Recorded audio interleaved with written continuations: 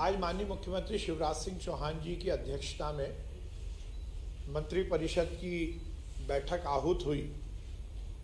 निश्चित रूप से आज का दिन मध्य प्रदेश और देश के इतिहास में युवाओं के रोजगार के नए सृजन की भारतीय जनता पार्टी की शिवराज सिंह चौहान की सरकार के मंतव्य को स्थापित करने के रूप में दर्ज होगी।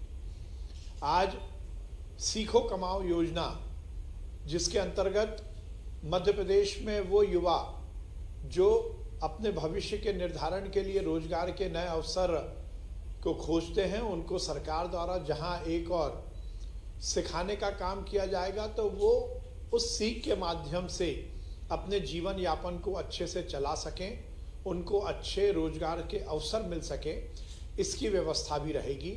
आज माननीय मुख्यमंत्री शिवराज सिंह चौहान जी के कर कमलों से सीखो कमाओ योजना के अंतर्गत वो 14,500 युवा जिन्होंने इस योजना के अंतर्गत अपना पंजीयन कराया है, उनको अलग अलग कंपनियों के माध्यम से अनुबंध पत्र का वितरण माननीय शिवराज सिंह चौहान जी की कर कमलों से होगा।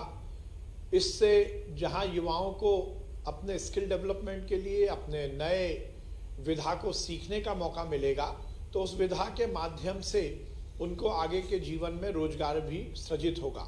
8,000 रुपये से लेकर 10,000 रुपये तक इस योजना के अंतर्गत जब युवा ट्रेनिंग लेंगे तो उनको ये मानदेय मिलेगा और इस मानदेय के माध्यम से वो सीखने के समय भी अपना जीवन यापन कर सकेंगे और जब वो उस विधा में निपुण हो जाएंगे तो निश्चित रूप से उनको रोजगार भी मिलेगा।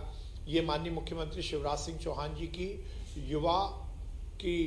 युवाओं के भविष्य के निर्धारण की और रोजगार के नए अवसर सृजित करने की अभिनव योजना है। इसकी आज शुरुआत हो रही है।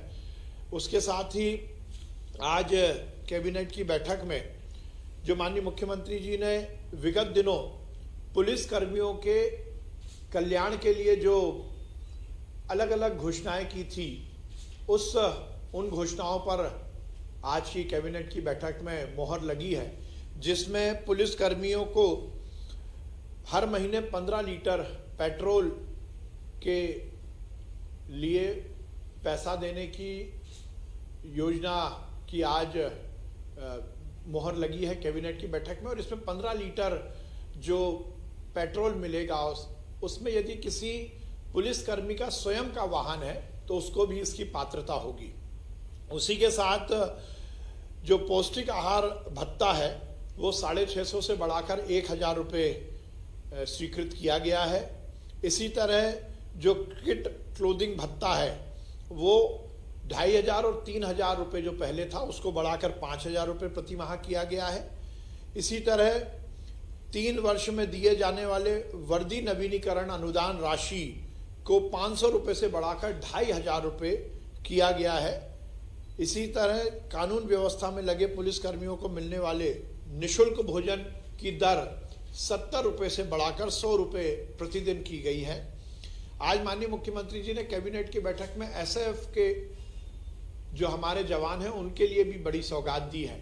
पहले निर्णय लिया गया था कि इसमें जो एसएएफ में विशेष ड्यूटी में जो कर्मचारी लगते हैं उनको इस तरह की सुविधाएं नहीं दी जाएंगी, पर माननीय मुख्यमंत्री जी ने निर्णय लिया है कि आरक्षक से लेकर निरीक्षक तक एसएएफ में जो भी किसी भी स्तर पर ड्यूटी कर रहे हैं उन सभी को इन सभी जो योजना है इसका लाभ मिलेगा और उनको सभी तरह का फायदा माननीय मुख्यमंत्री जी ने देने के निर्देश दिए हैं। आज एक बड़ा निर्णय लिया गया है। माननीय मुख्यमंत्री शिवराज सिंह चौहान जी के नेतृत्व में वैसे भी मध्य प्रदेश में नक्सली समस्या निर्मूल हुई है, पूरी तरह से समाप्त हुई है। पर यदि किसी गलती के कारण कोई व्यक्ति नक्सली गतिविधि में संलिप्त है और यदि वो आत्मसमर्पण करना चाहता है तो एक नई स्कीम की शुरुआत मध्य प्रदेश में हुई है।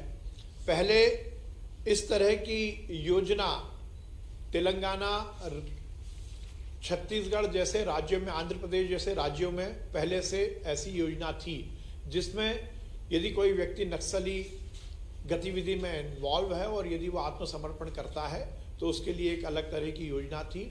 उन सभी राज्यों की उस पॉलिसी पर पूरा विचार किया गया और आज मध्य प्रदेश सरकार में भी इस पॉलिसी की शुरुआत हुई है।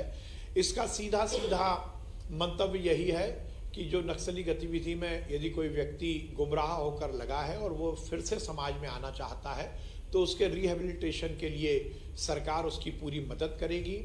इसमें यह निश्चित किया गया है कि कोई व्यक्ति यदि आत्मसमर्पण करता है जो कि नक्सल गतिविधि में इन्वॉल्व है, उसको गृह निर्माण के लिए 1.5 लाख रुपए, यदि वो हथियार के साथ आत्मसमर्पण करता है तो उसको 10,000 रुपये से लेकर 4.5 लाख रुपए तक की मदद, विवाह हेतु प्रोत्साहन राशि 50,000 रुपये की तात्कालिक आवश्यकता पूर्ति के लिए 5 लाख रुपए या घोषित राशि जो उस पर पहले से घोषित है पुलिस द्वारा वो उसकी प्रतिपूर्ति, अचल संपत्ति क्रय के लिए 20 लाख रुपए, व्यवसायिक प्रशिक्षण के लिए 1.5 लाख रुपए। और ऐसे व्यक्ति जो कि आत्मसमर्पण करते हैं वो माननीय प्रधानमंत्री जी की बहुत अभिनव योजना जो आयुष्मान भारत योजना है उसका लाभ भी उसको मिलेगा और खाद्यान्न सहायता योजना का भी उसको लाभ इस योजना के तहत दिया जाएगा। उसके साथ ही यदि इस तरह की गतिविधि में जुड़ा हुआ व्यक्ति आत्मसमर्पण करता है और वह यदि किसी दूसरे नक्सली का एनकाउंटर कराता है तो उसकी यदि गोपनीय रिपोर्ट ठीक आती है तो ऐसे व्यक्ति को जोन पुलिस महानिरीक्षक की अनुशंसा एवं पुलिस महानिदेशक के अनुमोदन के पश्चात आरक्षक की पद की नियुक्ति भी देने का इस योजना में प्रावधान रखा गया है। उसके साथ ही यदि ऐसी किसी नक्सली गतिविधि के कारण, घटना के कारण यदि आम जन की मृत्यु होती है तो पीड़ित परिवार को 15 लाख रुपए की अनुदान राशि, सुरक्षा कर्मी के परिवार को 20 लाख रुपए, शारीरिक अक्षमता पर 4 लाख रुपए की सहायता देने का प्रावधान भी इस पॉलिसी के अंतर्गत किया गया है। इसके साथ ही यदि आमजन की मृत्यु होने पर उसके परिवार के का कोई सदस्य उसको तृतीय एवं चतुर्थ श्रेणी के पद पर नियुक्ति दिए जाने का भी प्रावधान इस योजना में किया गया है। उसके साथ ही अचल संपत्ति की पूर्णतः क्षति होने पर 1.5 लाख रुपए एवं आंशिक क्षति होने पर 50,000 रुपए की सहायता राशि देने का इसमें प्रावधान किया गया है।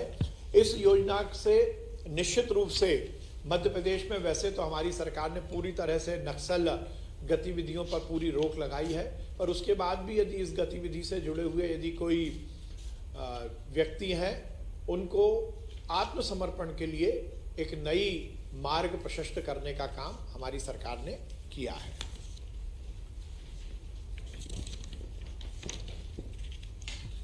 माननीय मुख्यमंत्री जी ने पेंशनर्स और पेंशनर्स के जो परिवार हैं उनको महंगाई भत्ते में इजाफा के लिए आज कैबिनेट की बैठक में मोहर लगी है और इसमें मध्य प्रदेश शासन के पेंशनर्स और उनके परिवार को दिनांक 1 जुलाई 2023 से देय महंगाई राहत की दर में वृद्धि करते हुए जो 7वें वेतनमान के अंतर्गत आते हैं उनको 42% एवं 6वें वेतनमान के अंतर्गत जो हमारे पेंशनर्स आते हैं उनको 221% वृद्धि करने का निर्णय लिया गया है। और इस महंगाई राहत वृद्धि किए जाने से लगभग सरकार के खजाने में 410 करोड़ रुपए का अतिरिक्त भार संभावित है। आज की कैबिनेट की बैठक में बैतूल में नवीन अनुभाग आमला का सृजन का भी निर्णय लिया गया है। अब बैतूल जिले में आमला नया अनुभाग रहेगा और इसमें कुल मिलाकर 12 पद स्वीकृत किए गए हैं। नर्सिंग महाविद्यालयों में लगातार पदों को सृजित करने की डिमांड हो रही थी। आईएनसी के मापदंड अनुसार इन सभी नर्सिंग महाविद्यालयों में नए पदों की जरूरत भी महसूस की जा रही थी। आज की कैबिनेट की बैठक में 305 नए पदों को सृजित करने का निर्णय लिया गया। अभी तक केवल 28 पद थे, अब इनको बढ़ाकर 305 का और इजाफा किया गया है।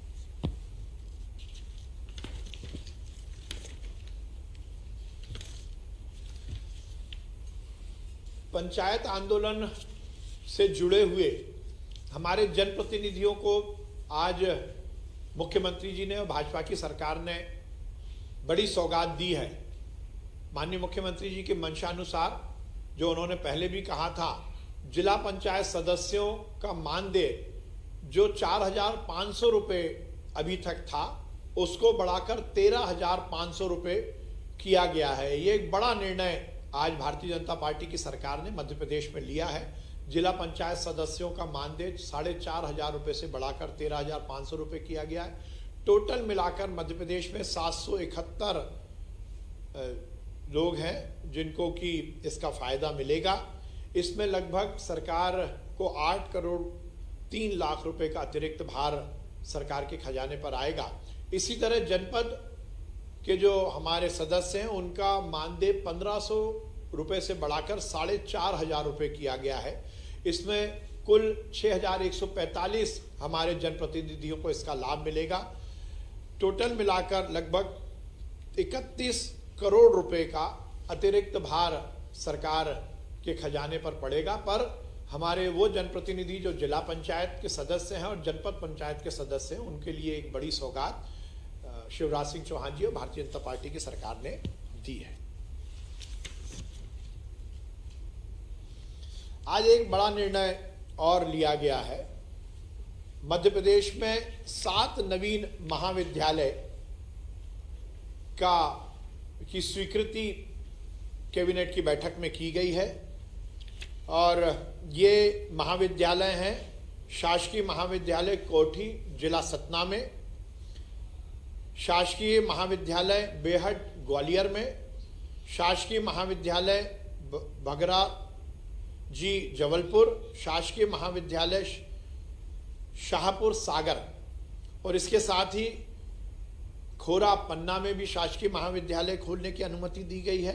और इसी तरह इंदौर के कंपेल में भी शासकीय विद्यालय खोलने की अनुमति आज कैबिनेट में दी गई है।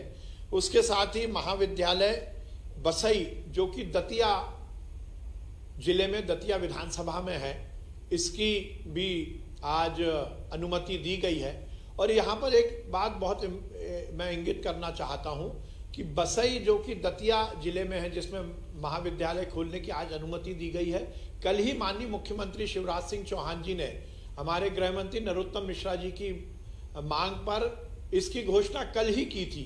और ये भारतीय जनता पार्टी की सरकार की कटिबद्धता और संवेदनशीलता के साथ साथ कार्य पद्धति की जो सुचारू अवस्था है उसका प्रमाण है कि कल घोषणा हुई।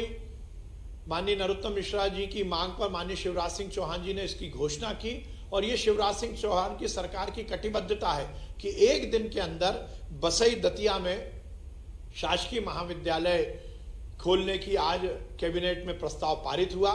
निश्चित रूप से शिवराज सिंह चौहान जी की सरकार की ये कटिबद्धता और युवाओं को उचित शिक्षा मिल सके इसका ये उदाहरण प्रस्तुत करता है।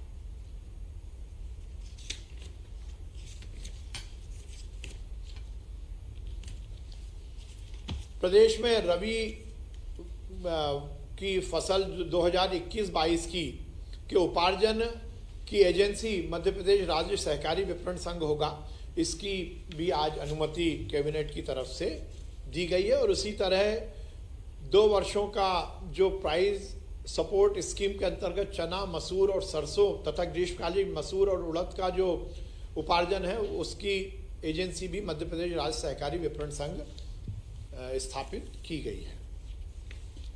आज मध्य प्रदेश सरकार ने एक बड़ा निर्णय लिया है। सुशासन हमारी सरकार की सबसे बड़ी प्राथमिकता है और आर्थिक जो विषय है उसमें आईटी का सदुपयोग ये भारतीय जनता पार्टी की मध्य प्रदेश सरकार का हर समय से प्रयास रहा है और उसको लेकर केंद्र सरकार की ओर से हमें अलग अलग समय पे अवार्ड भी मिले हैं।